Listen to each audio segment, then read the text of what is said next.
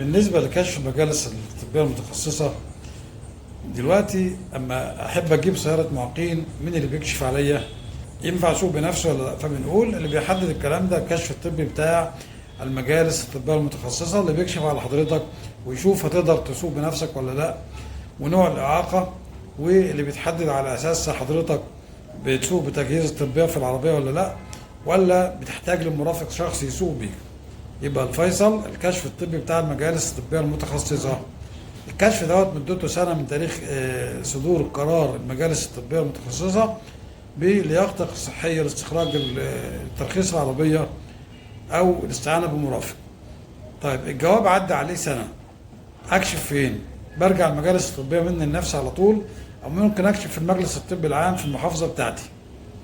قلنا قبل كده إن الجواب بتاع الكشف الطبي الخاص بسيارة المعاقين ده مدته سنة من تاريخ صدور قرار اللجنة بلياقة حضرتك الصحية لاستخراج وترخيص سيارة معاقين، سواء بتسوق بنفسك أو بتسوق بمرافق. طب قانون اللي بينبعت المجالس الطبية المتخصصة، نقول قبل كده كان الجوابين بينبعتهم سواء كنت حضرتك بتسوق بنفسك أو بمرافق، كان الكشف الطبي بتاع المعاق بيروح المجالس الطبية المتخصصة عشان النتيجة تتجدد تاريخها من تاني. حاليا الكشف الطبي بتاع المجالس اللي بيروح يجدد التاريخ لو حضرتك هتسوق بنفسك، يبقى انا لو هسوق بنفسي بس ده اللي بحتاج اجدد تاريخ الكشف الطبي، انما لو بسوق بمرافق ما بحتاجش تعديل تاريخ الكشف الطبي.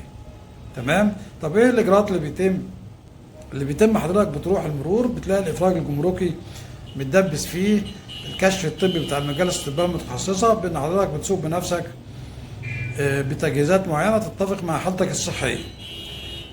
رحت المرور قدمت طلب ان انا عاوز اتعرض على المجالس الطبيه عشان اجدد الجواب اقدر ارخص العربيه. بتختم صوره طبق الاصل من الكشف الطبي بتاع المجالس. الموظف بيعمل جواب للاداره العامه للمرور.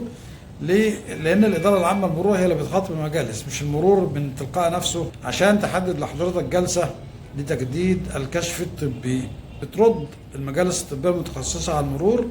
في الحاله ديت المرور بيبعت لحضرتك او الاداره العامه للمرور بتبعت لوحده المرور بتاعتك او اداره المرور بتاعتك جواب موجه للمجالس الطبيه المتخصصه بالكشف الطبي على حضرتك.